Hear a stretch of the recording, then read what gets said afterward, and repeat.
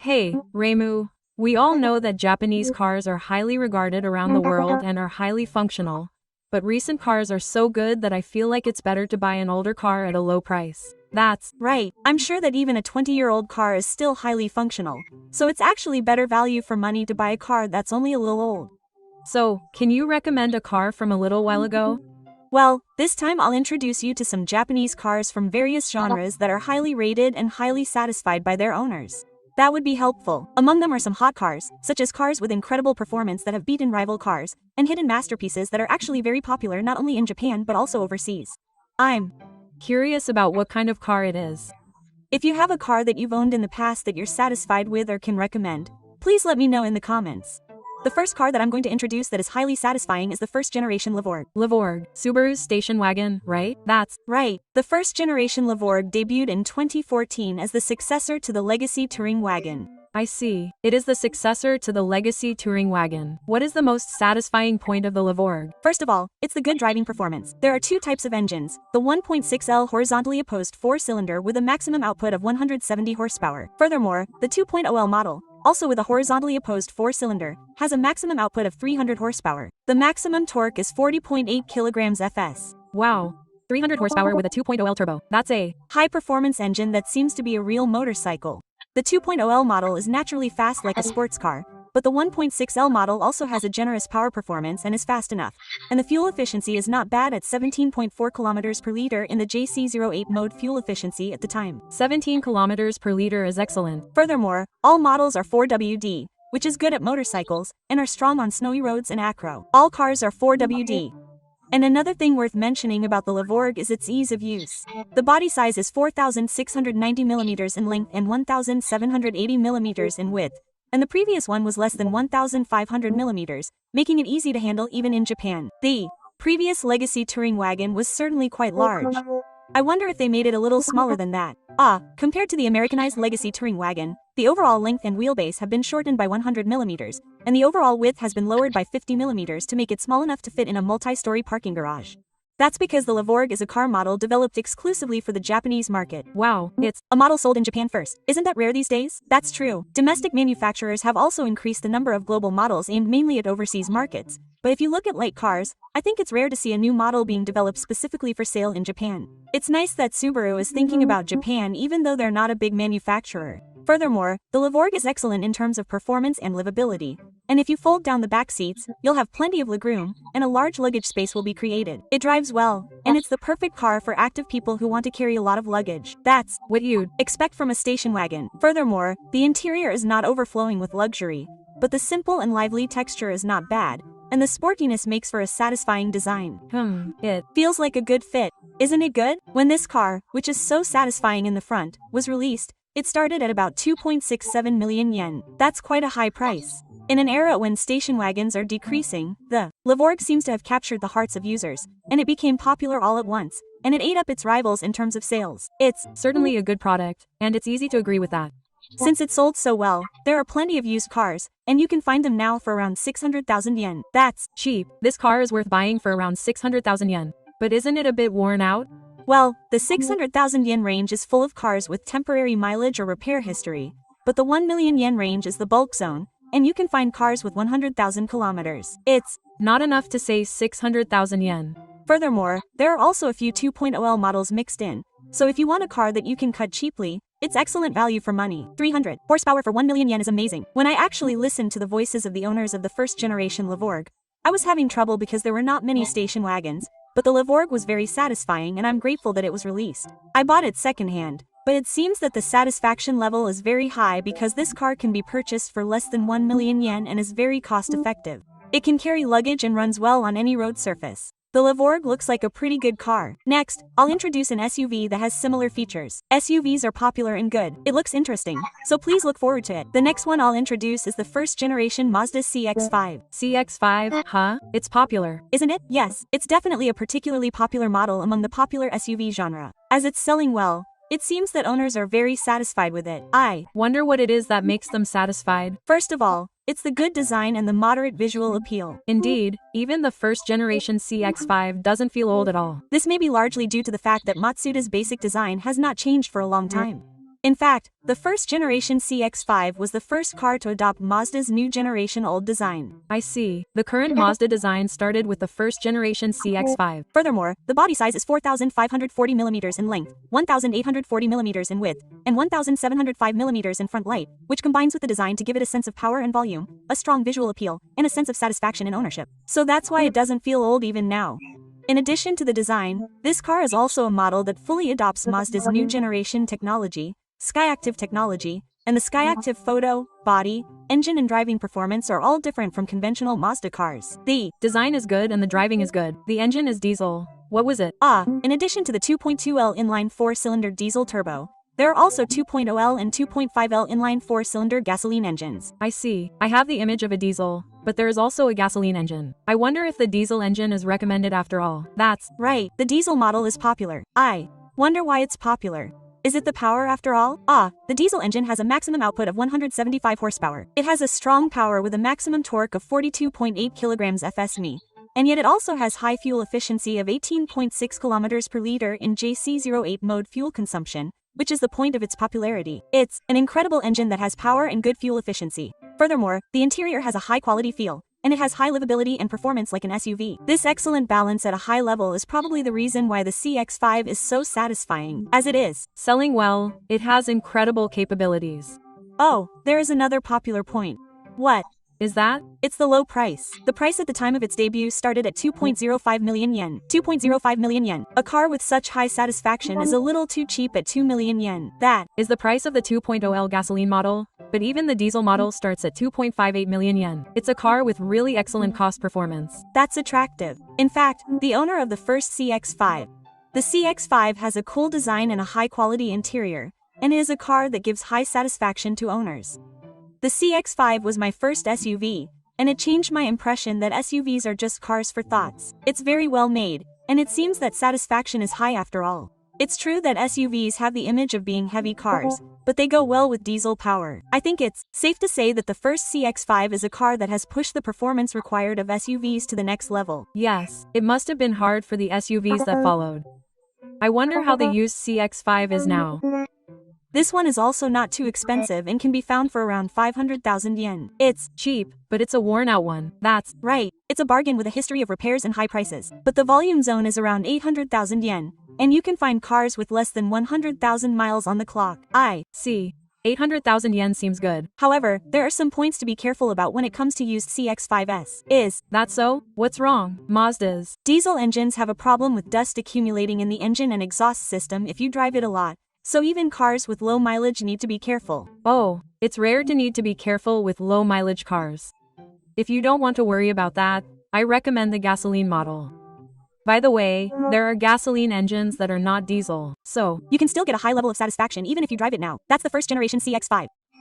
The CX-5 must be a good car too, but I was introduced to two cars that were good to drive, but they were on the larger side. And I'm also interested in compact and luxury cars. That's a lot of requests. Well then, next I'll introduce a hidden gem that is compact and has a high quality feel. What is the hidden gem? I'm curious, so please look forward to it. That hidden gem is the Toyota Premio. What kind of car is the Premio? The Premio is a Toyota 5-number sedan. Wow, that's right, but it looks a bit old man-like. That's what makes the Premio so good. What's particularly noteworthy is the interior, which is very rich with wood grain used in the edges. Oh, the interior is great. Furthermore, the wheelbase is the longest in the 5-number sedan class at 2,700 meters, and despite the compact body, the interior space is as spacious as possible. Wow, that's amazing. I can't believe it had such power. You could say that the Premio is a small luxury item. If that's the case, I can see the plain appearance well now. The Premio is good. I want to know more. The second generation Premio that I recommend debuted in 2007, but in fact the platform is carried over from the first generation, and it is a big minor model that has been matured since the first generation in 2001. Wow, it's such an old car. Moreover, the second generation Premio was sold until relatively recently in 2021, so if you count from the first generation, it's a long-selling model that has been around for 20 years. That's amazing. By the way, a facelift was done in 2016 and it has changed to a modern, tough look. I like the plain look before the facelift because it looks more like a Premio. This body is divided, but I'm starting to find the plain difference cute. There are 3 types of engines in the lineup for one 5-number body, 1.5L, 1.8L, and 2.0L inline 4-cylinder natural gas engines. Wow, there are 3 types available. Which one is the most popular? As expected, the 1.5L model was the most popular because of its advantages in terms of maintenance costs and price. I thought so. The car tax is also cheap. Speaking of cheap, the vehicle price is also reasonable, and the price at the time of its debut Was about 1.75 million yen. This small luxury car is a bargain at 1.75 million yen. In general, it was not a popular car because it was pushed out by 1.5L compact cars with better fuel efficiency. But salesmen who know the good points of the Premio are hidden celebrities who have purchased it and are highly satisfied. The fact that salesmen have gone out of their way to choose it shows the power of the Premio. An owner who actually owns a Premio had a luxurious problem of wanting a luxury feel even though it had to be a 5-number size due to garage reasons, but the Premio solved all of that. I have no choice but to switch to another car and I'm in trouble now. Some people say things like that. It's true that the Premio has a unique value. Now, what about used cars? It's not a popular model, so there aren't many of them, but you can find one for around 700,000 to 800,000 yen. Yeah, I think it's cheaper than the previous 2 considering the new car price. That's right. Actually, the reason is unexpected. What do you mean? The Premio is actually very popular overseas, especially in Southeast Asia, and has been exported in huge quantities. What is that? The Premio is a small luxury car that has become a kind of status symbol overseas. Wow, I see. The 1.5L model is more popular overseas than in Japan. I wonder if the 1.5L is popular because it's cheap to maintain there too? No, the 1.5L engine installed in the Premio is the 1MZ type, but it's also installed in the overseas models such as the Bits, and it has a reputation for never breaking down. Does that engine never break down? It's not that it never breaks down, but it's certainly very durable. That just goes to show how much of a Toyota myth there is in Southeast Asia. Toyota is a must. So, the 1.5L is expensive in the Japanese used car market due to export demand, but you can find 1.8L and 2.0L in good condition for cheap. Larger displacement is also good. It improves the power performance and gives a more luxurious feel. Yes, I think so. By the way, there is also a sister car called Allion, which has a different exterior from the Premio. The Allion looks a little sharper. That's right. The Allion is a little bit sportier. The interior design is the same, so if you like the design, this one is also good. I think the Premio's plain appearance has become cute. So, I introduced the Premio, a hidden gem that looks plain but is very satisfying. The Premio was very good. Next time, I would like a compact car that is very satisfying to drive. There is a car that meets those standards. As expected from Marissa, I'm counting on you. A compact car that is very satisfying to drive. That is the Sendai Swift Sport. The Suzuki Swift Sport. Speaking of compact and sporty, it's a classic. I think the current model is good. But is the Sendai model better? The current model is also an attractive car, but the Sendai model is more fun to drive in the city. I wonder if that's true. How is it different from the current model? First of all, the current model has a width of 1,735 meters, which is a 3-digit number size, but the Sendai model is 1,695 meters, which is a 5-digit number size. The Sendai model is more compact and you don't have to worry about it in the city or on mountain roads. I see. Next is the engine. The current model is a 1.4L inline 4-cylinder engine. The Sendai model is a 1.6L inline 4-cylinder engine. The current model is a turbo engine, isn't it? Isn't that more powerful? It's true that the current model is better in terms of power, but the problem is the rev limit. The current model can only rotate up to 6,000 revolutions per minute, while the Sendai model is a rotary engine that can rotate over 7,000 revolutions per minute. It's safe to say that the Sendai model is better when it comes to the fun of revving the engine in the city. I see. So the Sendai model is better when it comes to the pleasure of revving the engine. The current model is wider and lighter. If you ask which is faster, the current model is definitely faster, but in terms of performance, the Sendai is not inferior. That's why the Sendai is fun in the city. Also, the Sendai doesn't have a turbo, it doesn't have any unnecessary electronic equipment, and it has few parts that break, which is an attractive point. It's certainly important that it doesn't break easily. On the other hand, the advantage of owning the current model is that it has a 1.4L displacement and the automobile tax is low, and the vehicle weight is less than 1 ton, so the weight tax is also low. Furthermore, because it is lighter, the fuel efficiency is also good. In terms of maintenance, the current model is better. I see. But used cars are becoming more mature and you can play around cheaply, so Sendai is a great option. That's right. What about used cars? You can find them for less than 500,000 yen. They're cheap, but they're old. As always, when it comes to the Mizu IFT Sport, I think it's okay to play around with an old car without worrying about it. It's true that a little old might not be a big deal. If you have a car with less than 100,000 kilometers and it looks like it's going to run reasonably well, you can find one for around 800,000 yen. However, I feel like there are a lot of cars with high mileage overall because they are fun to drive. Everyone ends up driving too much. In fact, the owner of the Sendai Swift Sport drives a manual training machine that he bought secondhand. He also drove the current model, but he didn't find it fun because the engine didn't turn over. After all, if Na is the best, the mileage increases while enjoying the water and sports. The current model is good, but buying a cheap one and driving it is also good. So it has an appeal that is just as good as the current article. On the contrary, I introduced the Sendai Swift Sport, which is even more fun than the current model for city driving. It seems that I will be satisfied enough in Sendai. But I'm interested in a car that can be more sporty. It seems that my heart is still seeking driving. So, I will introduce the ultimate in driving satisfaction. I will introduce the last one. Please take a look. The last one I will introduce is a highly satisfying one. It is the Sendai Roadster. I see a Roadster, a FR sports car that is fun to drive. And in terms of the satisfaction of driving an open-top car without any planting, the Roadster can be said to be the ultimate one. It's true that open-top FR sports cars are irresistible, but isn't the NC Roadster in Sendai said to be somehow un-Roadster-like? That's not true. It's a Roadster, but it's a model that is being re-evaluated now. I wonder if that's true. First of all, the topic of the NC Roadster is the 2.0L engine. Compared to previous Roadsters, the exhaust volume has been increased, so it's naturally faster and has acquired adult cruising capabilities. I see. But speaking of 2.0L, there's also the current RF, right? That's right. In terms of absolute speed, the new RF may be faster, but the Roadster RF costs about 3.8 million yen. It's become quite a luxury car. That's true. Since the normal Roadster is 1.5L, the RF has a feeling of luxury. On the other hand, the NC Roadster is a direct descendant of the Roadster. The price at the time of its debut was definitely cheaper, starting at about 2.4 million yen. Now that you mention it, that price for a 2.0L Roadster may seem cheap if you think about it now. And the NC Roadster's good points are also in its body structure. Speaking of the body structure, the NC Roadster also has an electric hardtop called RHT, which opens fully. However, the RF's hardtop only opens the top part of the roof. So even though it's the same electric hardtop, there's a big difference in how the roof gets worn out. Oh, I see. And the NC Roadster shares its platform with the RX-8, which is a big advantage. Come to think of it, that's right. But that's why the NC Roadster has become heavy.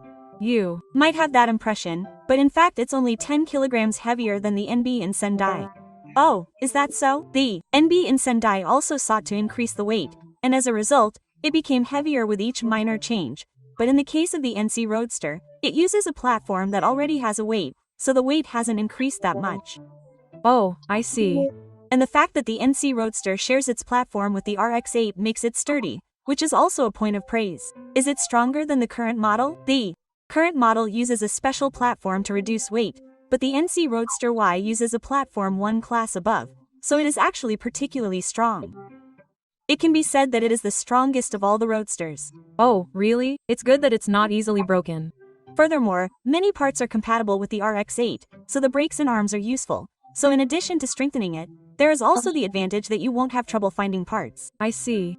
You can replace it with an RX-8 while repairing it, and strengthen it while you're at it. The Roadster that will not break even if you knock it down the hardest in history. That's the Sendai NC. The NC Roadster had such good points, but the design is still not there. That's true.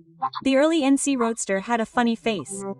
It didn't look like a sports car. But the facelift made it look much more straight. So if you're one of those people, you can choose that one. Really, it's become a lot more of a sports car. I have a strong impression of the early model. But I think the early model is also cute.